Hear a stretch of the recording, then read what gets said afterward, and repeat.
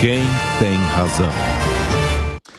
Ontem nós tivemos um ato de campanha do candidato ao governo do estado aqui, a Tarcísio de Freitas, e houve um tiroteio próximo justamente ao local de Paraisópolis, na comunidade de Paraisópolis, onde estava o candidato. Ele, numa declaração, inclusive ontem, depois de uma entrevista coletiva que ele concedeu, ele disse que sentiu exatamente uma intimidação. Neste caso, com tiros, podemos chamar de uma intimidação violenta, justificando ali aquele momento como o crime, dizendo este espaço é nosso e não podemos aceitar. O candidato fez menção de que há necessidade, até porque ele conheceu um projeto social que ele elogiou bastante, de qualificação profissional de jovens, de pessoas, de requalificação de alguns também, e ele falou que era importante ter a presença do Estado. A gente sabe que há lugares onde a própria polícia precisa de reforço para entrar, não é novidade, isso acontece há décadas no país. Coronel José Vicente, eu começo com o senhor, só dizer que o doutor Ivan Araújo está presencialmente aqui no estúdio, o Coronel José Vicente participa conosco à distância por teleconferência. Coronel, eu começo com o senhor, que já esteve, digamos, na lida do dia a dia da segurança pública. Por que nós chegamos a esse ponto de ter lugares onde o Estado não se fez presente ou se ausentou de estar presente e o crime organizado é o poder reinante? Olha, Piotr, nós temos uma variedade muito grande de contexto de segurança pública pelo país. Nós temos estados como a Bahia, como o Ceará, como Pernambuco, como o Amapá, por exemplo, são estados que têm um padrão de violência que chega a ser 7 vezes maior que o estado de São Paulo. Essa é uma questão. Um outro problema é que, além dessa violência urbana do cotidiano, do dia a dia das grandes cidades brasileiras, nós temos também uma expansão de crime organizado muito saliente e com muita falha, principalmente das estruturas federais, que precisa acompanhar as coisas que entram pelas fronteiras e se distribuem pelo país. A incumbência principalmente da Polícia Federal. E no âmbito dos estados também, nós temos as facções criminosas que operam com maior ou menor desenvoltura, e isso depende muito dos serviços de inteligência muito articulados entre as polícias civis e militares em cada estado. O que nós percebemos é que quando há uma articulação mais competente, principalmente do âmbito do secretário da Segurança Pública, isso está acontecendo aqui em São Paulo, onde há um esforço maior de treinamento, capacitação, de capacidade de dar resposta do trabalho policial e também um grande desenvolvimento tecnológico que permite, de alguma maneira, fazer acompanhamento de grupos criminosos, até crimes comuns que incomodam muito os cidadãos. Isso mostra um painel de diferentes realidades. Aqui em São Paulo é o estado, junto com Santa Catarina, que melhor se desenvolveram na questão de segurança pública. Eu estou aqui em Portugal, no momento, na cidade do Porto, que é considerada a 4ª cidade mais tranquila do mundo em termos de indicadores de violência. Esperando que um dia cheguemos lá. Mas, enquanto isso, o que se espera dos governadores é assumir efetivamente, não deixar apenas para o seu secretário da Segurança, mas assumir uma cobrança direta da questão da segurança pública no seu estado. Não se pode simplesmente delegar, muitas vezes, para um secretário da Segurança que mal conhece o trabalho policial. Essa é uma realidade da maior parte dos estados. E assumir as políticas para a segurança pública, identificar os gargalos, as grandes dificuldades e, a partir daí, projetar suas estratégias, usar os recursos para reduzir as dificuldades. Coronel, volto ao senhor, já porque o senhor colocou um ponto importante aí, mas já volto ao senhor. Deixa eu ouvir também o advogado especializado em direito penal, Ivan Araújo. Doutor, eu só vou aumentar um pouco o debate, se o senhor me permitir aqui, porque há sempre uma discussão de legalidade. Fato é que nada é mais ilegal e absurdo do que, obviamente, e acho que o coronel deixou muito claro, há situações diferentes de ofensas à segurança pública do cidadão nas diferentes cidades e estados brasileiros. Mas nada é pior do que o crime organizado tomar conta de um lugar. Nada é pior do que as pessoas estarem acuadas e não poderem sair, para usar talvez uma expressão do momento, sair com o seu celular, não poder usar o celular porque vai ser assaltado, seja por um bandido de pequena ou de grande monta, não importa. O fato é que aquilo é propriedade dele e foi tomada. Mas toda vez que há alguma ação policial, há uma discussão em relação ao direito. A gente tem aí um problema gigantesco. A legislação atual ou a interpretação por parte das cortes superiores, sobretudo até porque tudo está parando em Brasília, está dificultando o trabalho da segurança pública, ou seja, dos operadores de segurança pública, os secretários e comandantes de polícia? Piotr, inicialmente agradeço por estar aqui com vocês e essa oportunidade de poder falar sobre um assunto tão importante. Essa questão da segurança pública e essa questão correlacionada à legislação envolvida, a legislação ela não é ruim. Nós tivemos o pacote anticrime do Moro, que trouxe, esse pacote trouxe alguns aspectos positivos para melhorar a segurança. O problema é que a nossa legislação ela não é aplicada corretamente. O judiciário ele tem julgado situações semelhantes de formas diferentes. Então, a falta de segurança jurídica, que já foi mencionada aqui, inclusive no momento anterior, ela também vem para o direito penal.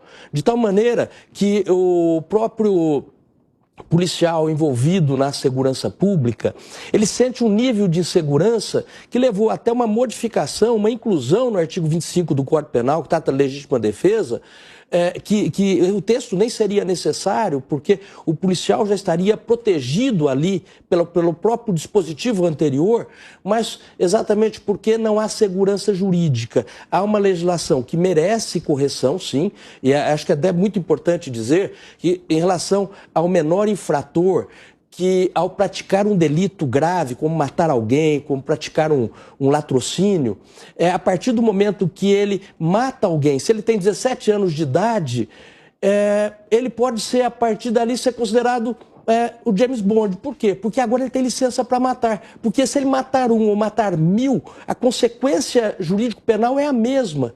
Então, nós temos uma legislação, sim, que merece ajustes, e o judiciário também não tem aplicado com regularidade a lei. Para fatos iguais, tem tido decisões diversas. Isso traz insegurança jurídica. Coronel, o senhor fez menção ali, e vou pegar também um trecho do... Pois não, doutor. Pois não, coronel. Eu queria complementar uma questão do emprego, da legislação e do judiciário. Um levantamento feito pelo Centro de Alto Estudo de Segurança da PM constatou o seguinte, que metade dos presos em flagrante pela Polícia Militar, a PM prende 160 a 180 criminosos em flagrante por dia. Metade deles são criminosos que foram condenados e estão cumprindo algum tipo de pena em liberdade.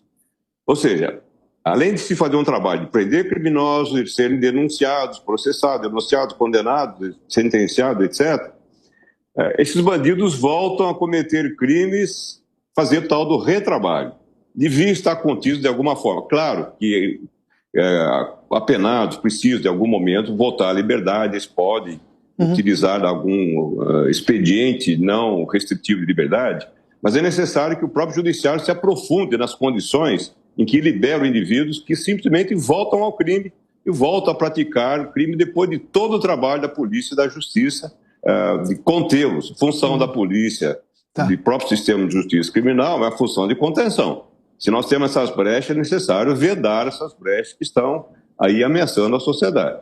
Esse é o ponto que eu queria levantar, porque o doutor Ivan Araújo fez menção à aplicação da lei por parte dos magistrados, e isso chama muito atenção, porque o senhor, coronel, fez menção anteriormente de que a segurança pública, e eu concordo com o senhor, me permita aqui a concordância, que é uma área de alta tecnicidade.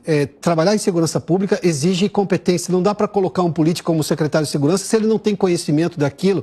E aí eu pergunto, além da sensibilidade, de conhecimento técnico, não falta também sensibilidade ao Poder Judiciário em relação ao trabalho que as polícias fazem? Porque, em algum momento, eu vou usar aqui, claro, é uma força de expressão, né? O ar-condicionado de um magistrado em Brasília não dá a ele a exata noção do que passa a população brasileira em relação à violência como vítima e do trabalho duro e difícil que fazem os policiais. Se eu perguntar às pessoas se elas preferem, e desculpe de novo aqui a força de expressão, se elas preferem as polícias que estão no dia a dia fazendo segurança, ou elas concordam com uma decisão, por mais que seja embasada em lei, e aí com esse distanciamento até insensível em relação a libertar um traficante, do que faz um ministro de uma corte superior, elas vão ficar do lado da polícia. Não falta sensibilidade também para...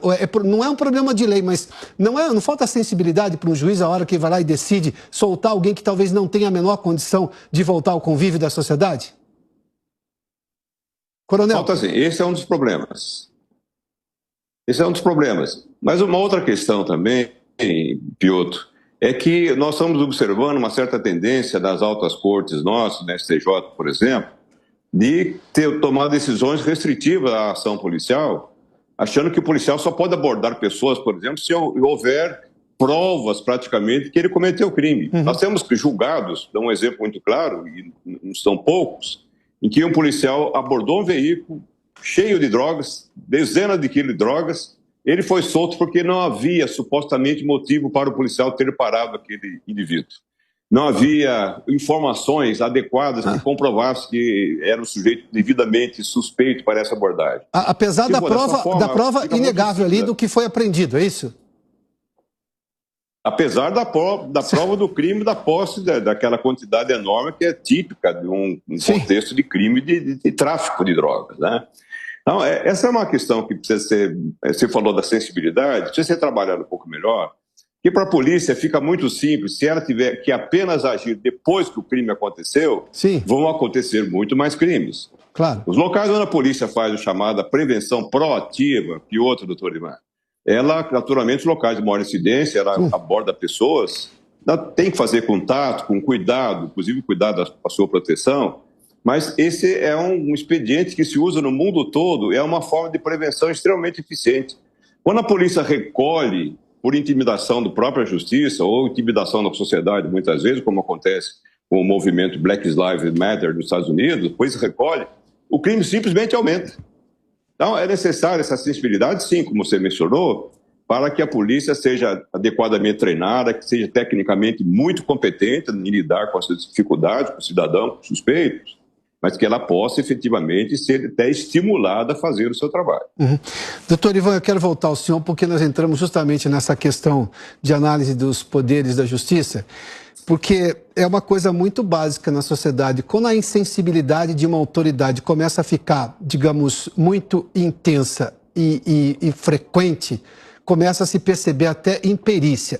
Na melhor das hipóteses, porque a outra seria má-fé, e aí eu preciso de provas para poder acusar. Mas eu estou aqui trazendo um anseio da sociedade. Na sua opinião, por que essas cortes superiores chegam a esse absurdo, como descreveu o coronel José Vicente, de que a prova encontrada não era suficiente e manda soltar, porque a alegação de que o policial parou aquilo não era suficiente para parar aquele carro que estava cheio de entorpecente? Olha, é difícil essa resposta, viu? Porque... se nós analisarmos do ponto de vista legal, a autoridade policial que atua na prevenção, diante de uma dúvida, vamos imaginar o seguinte, não se pode entrar de madrugada na casa de ninguém, nem com mandado de prisão. Mas se a pessoa estiver praticando um delito, pode entrar em razão do flagrante, para poder realizar o flagrante. Então, se há uma suposição de prática delitiva e ocorre a abordagem correta e se identifica a prática delitiva, então há o flagrante, não teria razão nenhuma técnica para poder se afastar isto. Mas há decisões nesse sentido e há decisões em sentido contrário também. Então eu pergunto, como não é homogênea essa posição, isso gera para a sociedade esse sentimento de insegurança jurídica. Porque amanhã cai um problema desse para um advogado qualquer e o cliente dele foi pego nessas circunstâncias. Ele, olha, tenho julgados do STJ nesse sentido. E aí ele toma uma medida judicial para poder afastar a prisão do cliente dele, considerá-la ilegal, e aí ele não consegue. Aí surge aquela questão, peraí, então por que isto pode ser concedido para alguns e não pode ser concedido para outros? Quando não deveria ter sido concedido para nenhum, não é? Então, a questão é esta, a insegurança jurídica que decorre dessa variedade de julgados diferentes para situações idênticas. Isso, para mim, é o ponto mais grave que nós temos hoje no judiciário. Coronel José Vicente, se a polícia faz uma investigação, isso é inteligência policial, para chegar a alguma conclusão de que naquela área é necessária uma atuação da polícia maior. Se ela faz política de polícia preventiva, isso também faz sentido porque ela não vai lá à toa, ela vai baseado em fatos. Ou seja, se ela pratica inteligência policial, que é o que todo mundo pede a toda hora, porque isso economiza recursos e aumenta a eficiência. E aí vem uma decisão, como essa que o senhor narrou, de um ministro de Corte Superior, que a razão pela qual a abordagem não foi suficiente, embora a prova cabal do crime estivesse ali, O que fazem os governadores? Porque eles vão ser cobrados por segurança pública. É natural esse tema. Há uma sensação de insegurança no país, em maior ou menor grau, dependendo do lugar onde você vive.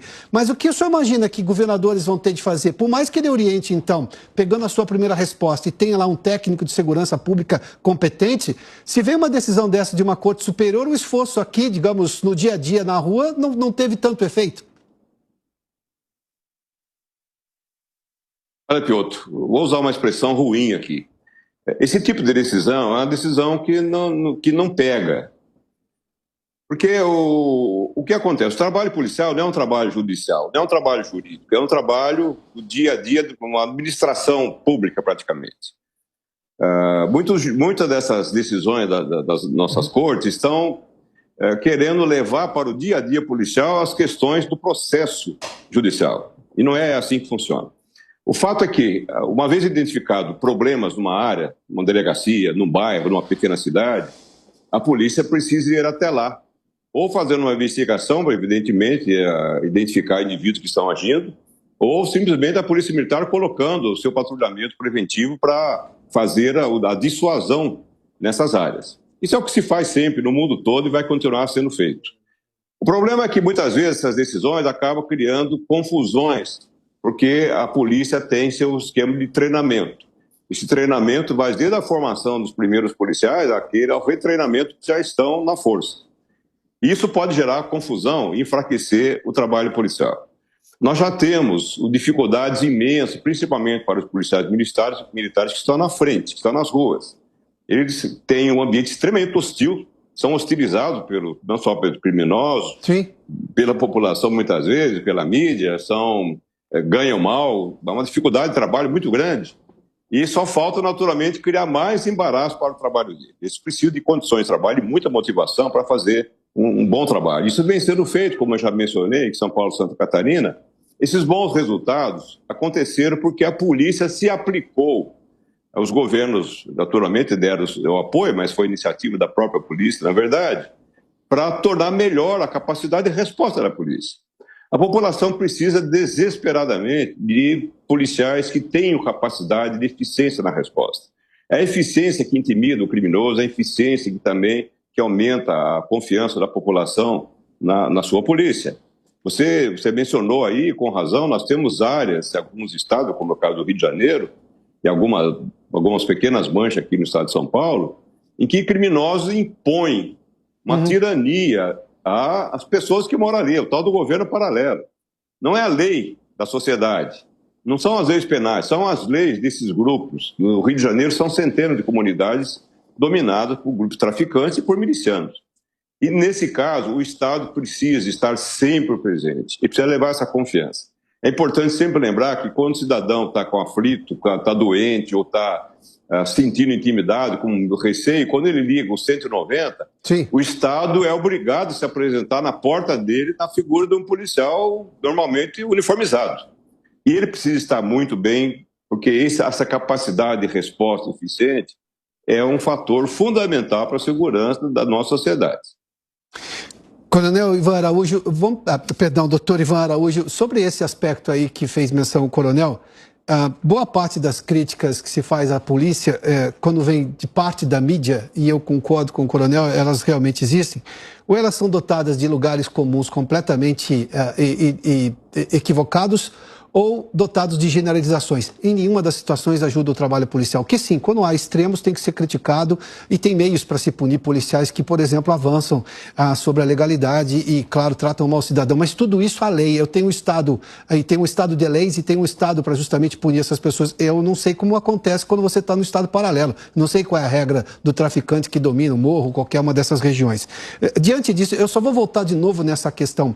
O que falta, na sua opinião? Porque se os governadores vão ser cobrados para isso e há limitações, seja do ponto de vista legal, para a atuação do policial ou até de valorização do policial, pelo trabalho que ele faz, não estou nem falando de questões financeiras, estou falando de ele vai lá, faz um trabalho, vem um ministro do STJ e anula todo aquele trabalho. Como é que eu consigo resolver isso? Porque a população vai cobrar dos governadores uma melhor segurança. Isso é um fato.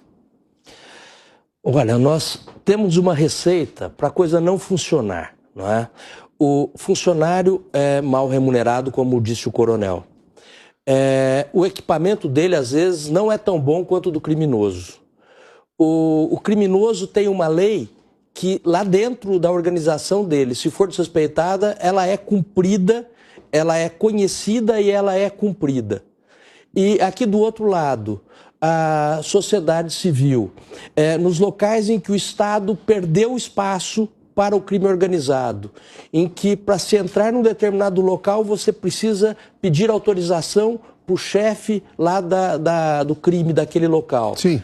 Então, essa situação, ela se torna tão grave que não é modificação apenas de leis, não é apenas uma questão de julgados. Pensando em governos do estado de São Paulo ou de outros estados, como agora nós temos aí um movimento nesse sentido, eles terão que promover uma aproximação do poder público para ocupar esses lugares, o que não é fácil, não é? O coronel certamente tem experiência, sabe disso. Não é fácil reocupar esses lugares que estão dominados hoje pelo tráfico. Então, essa aproximação é importante. Poderia usar um clichê dizendo a questão de educação. A questão de educação produz resultados em 20 anos. Então, hoje, uma remuneração adequada, treinamento adequado e respaldo para o policial que agisse corretamente. Então, naqueles excessos que foi mencionado aqui, é lógico, qualquer excesso deve ser punido. Sim, claro. Mas fora destes excessos, o policial tem que ter respaldo pela sua atividade, né? Porque senão ele tem, no próprio entorno de onde ele mora, ele tem que se esconder, não mostrar que ele é policial para não sofrer uma represália, porque ele não tem a possibilidade de se defender ali no seu próprio ambiente, onde ele reside. Então, doutor Ivan, eu tenho só um minuto só para fazer um esclarecimento do que o senhor disse. Esse respaldo tem que vir da autoridade que comanda a polícia, no caso os governadores, e talvez política maior do país, do presidente da República, ou da Justiça? Porque a gente tem discursos de candidatos nesse momento que são diferentes. Alguns criticam a polícia, outros defendem a polícia. De onde tem que vir esse respaldo? Olha, essa é uma resposta que vale 1 milhão, né? Por quê? A própria União promoveu uma mudança no Código Penal para dar uma melhor segurança para o policial. Sim. Lá incluindo um parágrafo no artigo 25 do Código Penal para permitir que naquelas situações de conflito ele pudesse ser respaldado pela legítima defesa. E isto, só mudando a lei não resolve. Também. Então, além da mudança na lei, nós temos também que conseguir no judiciário o respaldo para toda a coletividade, para a pessoa trabalhadora, seja policial ou não policial, que ele tenha o respaldo do judiciário. E para isto, nós pensamos o poder maior, que é o Supremo, ele que vai estabelecer regras de cima para baixo. Tá bem. Não é? Coronel José Vicente, rapidamente, 30 segundos, só para deixar essa pergunta também para o senhor. De onde tem que vir esse respaldo? Porque o discurso político dos candidatos, há discursos de candidatos extremamente que posso dizer, apoiam os policiais, reforçam essa segurança policial. Há outros discursos que vão no sentido contrário. De onde tem que vir esse respaldo? Olha, Piotr, se espera que os governadores exerçam uma liderança política que eles têm, que foi dada pelos votos, e eles busquem todo o espaço de diálogo possível para essa cooperação e busca de resultados. Tá bem. Buscar o Ministério Público, buscar o Judiciário. O Judiciário tem sido muito colaborativo, pelo menos aqui em São Paulo. Buscar essas instâncias é um trabalho de coordenação fundamental para o governador. Não é apenas ser o chefe da polícia, mas um grande concerto, um grande entendimento para que todas essas forças confluam para melhorar o resultado da segurança. Tem muito a se fazer com esses diferentes atores desse sistema. Coronel José Vicente da Silva, especialista em segurança, doutor Ivan Araújo, advogado especializado em direito penal. Senhores, muito obrigado pela participação nesse debate aqui do Prós e Contras.